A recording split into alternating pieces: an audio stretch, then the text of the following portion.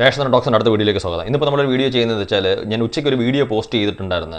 Retired DGP Tomin Thachankary അദ്ദേഹം ഒരു ചാനലിന് നൽകിയ ഒരു അഭിമുഖത്തിൽ അദ്ദേഹത്തിൻ്റെ സുഹൃത്താണ് പുലിമുരുകൻ സിനിമയുടെ നിർമ്മാതാവ് ടോമിച്ചൻ മുളകുപാടമെന്നും അദ്ദേഹത്തിന് ഈ KFC അതായത് ഈ തച്ചങ്കരി KFCയുടെ MD ആയിട്ടിരിക്കുന്ന സമയത്താണ് പുലിമുരുകൻ സിനിമ നിർമ്മിക്കാൻ വേണ്ടിയിട്ട് ആവശ്യമായിട്ടുള്ള ലോൺ, അതായത് ഒരു ഫിനാൻസ് അറേഞ്ച് ചെയ്ത് ഈ ടോമിച്ചൻ മുളകുപാടത്തിന് കൊടുത്തതെന്നും അതിൻ്റെ ആ പൈസ വെച്ചിട്ടാണ് അദ്ദേഹം പുലിമുരുകൻ സിനിമ നിർമ്മിച്ചതെന്നും പിന്നീട് ടോമിച്ചൻ മുളകുപാടം തന്നെ പറഞ്ഞിട്ടുണ്ടെന്ന് പറയുന്നു.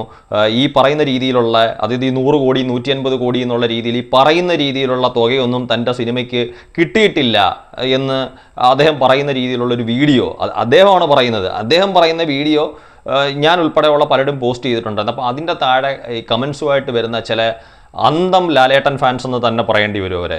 കാര്യം അവരുടെ പറച്ചിൽ കേട്ടാൽ തോന്നുന്നു ഞാനാണിത് പറയുന്നത്, എന്നെ പഠിപ്പിക്കുകയാണ് ഷെയർ എന്താണ്, ഗ്രോസ് കളക്ഷൻ എന്താണെന്ന്. ഞാൻ അതിൻ്റെ കുറേ ആളുകൾക്ക് ഞാൻ കമൻറ്റ് എഴുതി, ഒരു ഷെയർ എന്താണെന്നും ആ ഷെയർ ഡിവൈഡ് ചെയ്യുന്നത് ഈക്വലായിട്ടല്ലെന്നും അതിന് ഓരോ പെർസെൻറ്റേജ് കണക്കിലാണ് ആദ്യ ആഴ്ചകളിലെ ഷെയർ ഡിവൈഡ് ചെയ്യുന്നതെന്നും പിന്നീട് വരുന്ന ആഴ്ചകളിൽ ആ ഡിവൈഡ് ചെയ്യുന്ന ഷെയറിൻ്റെ പെർസെൻറ്റേജിനകത്ത് മാറ്റം ഉണ്ടാവും എന്നൊക്കെ പറഞ്ഞിട്ട് വീണ്ടും വീണ്ടും വീണ്ടും കൊണ്ടുവന്ന് പറയുന്ന കേട്ടതൊന്നും ഞാനാണ് ഈ വിളിച്ച് പറഞ്ഞത്. ഇപ്പം കുറച്ച് ദിവസങ്ങൾക്ക് മുമ്പ് ഒരു നിർമ്മാതാവ്, ലാലേട്ടൻ്റെ സുഹൃത്തു കൂടിയായിട്ടുള്ള ഒരു നിർമ്മാതാവ് 100 കോടി ക്ലബിൻ്റെ കാര്യവും 100 കോടി ഷെയറിൻ്റെ കാര്യമൊക്കെ അദ്ദേഹം പറയുന്നു.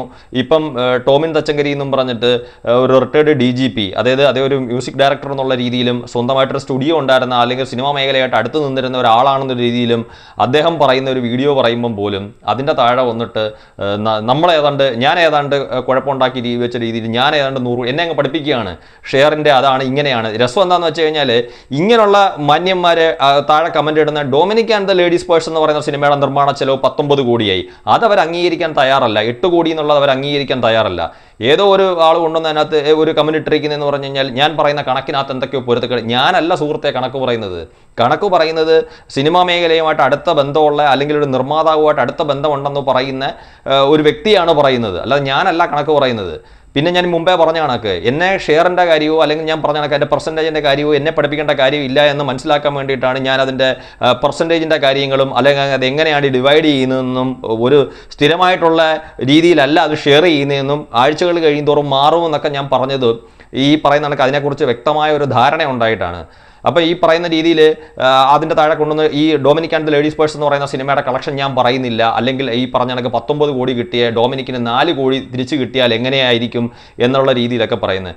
ഒന്നുകിൽ ഇവർ ഈ പറയുന്ന കണക്ക് ഡൊമിനിക്കിനെ കുറ്റം പറയുകയാണെങ്കിൽ പുലിമുരുകൻ്റെ കളക്ഷൻ ഈ ടോമിൻ തച്ചങ്കരിയും അല്ലെങ്കിൽ മറ്റുള്ളവരും പറയുന്നത് അങ്ങ് അംഗീകരിക്കണം, അത് 100 കോടി കിട്ടിയിട്ടില്ല എന്നങ്ങ് അംഗീകരിക്കണം. ഇനി അതല്ല എങ്കിൽ ഇവർ രണ്ടും സമ്മതിച്ചു കൊടുക്കണം. അതായത് ഡൊമിനിക് എന്ന് പറയുന്ന സിനിമയുടെ നിർമ്മാണ ചെലവ് 8 കോടിയായിരുന്നു, ഡൊമിനിക് ഒരു വിജയമായിരുന്നു. അപ്പം മമ്മൂക്കയുടെ സിനിമ എന്ന് പറയുന്നത് ഒരു പരാജയമാണെന്ന് ഞാൻ പറയണം. അങ്ങനെ ഞാൻ പറഞ്ഞില്ലെങ്കിൽ ഞാൻ മമ്മൂക്കയുടെ കടുത്ത ആരാധകനായതുകൊണ്ട് ലാലേട്ടൻ്റെ സിനിമയെ മോശം പറയുന്നത്. മറിച്ച് ലാലേട്ടൻ്റെ സിനിമയ്ക്ക് ഞാൻ അങ്ങ് അംഗീകരിച്ചു കൊടുക്കണം 100 കോടി കിട്ടിയിട്ടുണ്ടെന്ന്. ഇല്ലെങ്കിൽ ഇവർ ഈ പറഞ്ഞ കണക്ക് ഈ കമൻറ്റുകളുമായിട്ട് വന്ന് നമ്മളെ അങ്ങ് ഭീഷണിപ്പെടുത്തി കളയുമോ എന്നുള്ള ഒരു രീതിയിലാണ്. അങ്ങനെ കുറേ കമൻറ്റുകളും കാര്യങ്ങളും ഒക്കെ ഉണ്ട്. അപ്പം ഞാൻ പറയുന്നത് എന്താണെന്ന് വെച്ച് കഴിഞ്ഞാൽ ഈ സിനിമയുടെ കളക്ഷൻ എന്ന് പറയുന്നത് ഒരു വ്യക്തിയുടെ ഒരു വീഡിയോ നമ്മൾ പറയുമ്പം അദ്ദേഹം പറയുന്നതിൻ്റെ അടിസ്ഥാനത്തിലായിരിക്കും ഓരോ യൂട്യൂബർമാരും ഓരോ വീഡിയോ ചെയ്യുന്നതെന്ന് പറഞ്ഞാൽ, അല്ലാതെ ഇപ്പോൾ എൻ്റെ ഇഷ്ടത്തിനല്ല. പിന്നെ മമ്മൂക്കയുടെ ഒരു ഫാനാണ് ഞാനെന്ന് പറയുന്ന സമയത്ത് മമ്മൂക്കയെ വിമർശിക്കേണ്ടുന്ന സമയത്ത് മമ്മൂക്കയെ വിമർശിച്ച് തന്നെ വീഡിയോ ചെയ്തിട്ടുണ്ട്. മമ്മൂട്ടി കമ്പനിയെ വിമർശിക്കേണ്ടുന്ന സമയത്ത് മമ്മൂട്ടി കമ്പനിയെ വിമർശിച്ച് ചെയ്തിട്ടുണ്ട്. അതിന് എൻ്റെ മമ്മൂക്കയുടെ ഫാൻസായിട്ടുള്ള ചില സുഹൃത്തുക്കൾ എൻ്റെ ചില ക്യാപ്ഷൻസ് ചൂണ്ടിക്കാണിച്ചിട്ടുണ്ട്. അതെന്താ അങ്ങനെ ക്യാപ്ഷൻ വന്നതെന്ന് പറയാനുള്ളത് പറയും. അതിപ്പോൾ മമ്മൂക്കയുടെ ഈ നാളെ ഒരു സിനിമയ്ക്കകത്ത് ഒരു പ്രശ്നം ഉണ്ടാകുമ്പം അല്ലെങ്കിൽ മമ്മൂക്ക ഇതേ രീതിയിലാണ് പോകുന്നതെന്ന് കണ്ടു കഴിഞ്ഞാൽ തീർച്ചയായിട്ടും പറയും.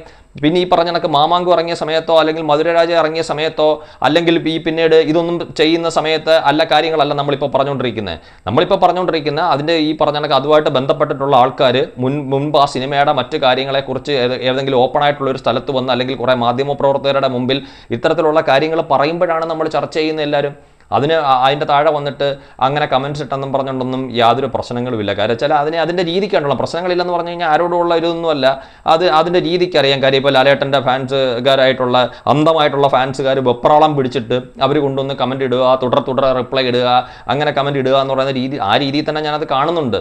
പക്ഷെ ഞാനൊന്ന് പറഞ്ഞതേ ഉള്ളൂ, നിങ്ങൾ ഒന്നിയിൽ ഈ പറഞ്ഞ കണക്ക് ലാലേട്ടന് വേണ്ടി വാദിക്കുമ്പം മമ്മൂക്കയുടെ സിനിമയുടെ കളക്ഷൻ നിങ്ങളങ്ങ് അംഗീകരിച്ചേക്കണം. അല്ല എന്നുണ്ടെങ്കിൽ നിങ്ങൾ ഇതിന് രണ്ടിനും നിൽക്കാതിരിക്കുന്നതാണ് നല്ലത്. പിന്നെ ഞാനിപ്പോൾ പറഞ്ഞ കണക്ക് ഇപ്പോൾ എന്നെ ഇത് പഠിപ്പിച്ചിട്ടൊന്നും ഒരു കാര്യവുമില്ല. ഇതിപ്പോൾ പറയുന്ന ആൾക്കാർ ആരാന്ന് വെച്ചാൽ അവരെയാണ് പഠിപ്പിക്കേണ്ടത്, അവരോടാണ് ചോദിക്കേണ്ടത് ഷെയർ എന്താണ്, അല്ലെങ്കിൽ ഗ്രോസ് കളക്ഷൻ എന്താണ്, അതെങ്ങനെയാണ് ഡിവൈഡ് ചെയ്യുന്നതെന്നൊക്കെ ചോദിക്കേണ്ടത്. അല്ല എന്നോട് ചോദിച്ചിട്ട് ഇപ്പോൾ കാര്യമില്ല. എനിക്കിപ്പോൾ കുത്തിയിരുന്ന് ടൈപ്പ് ചെയ്യുന്നതിനൊരു പരിധിയുണ്ട്. അതുകൊണ്ടാണ് ഞാനിപ്പം ഇതിനകത്ത് ഇതൊന്ന് സൂചിപ്പിച്ച് വിട്ടത്. താങ്ക്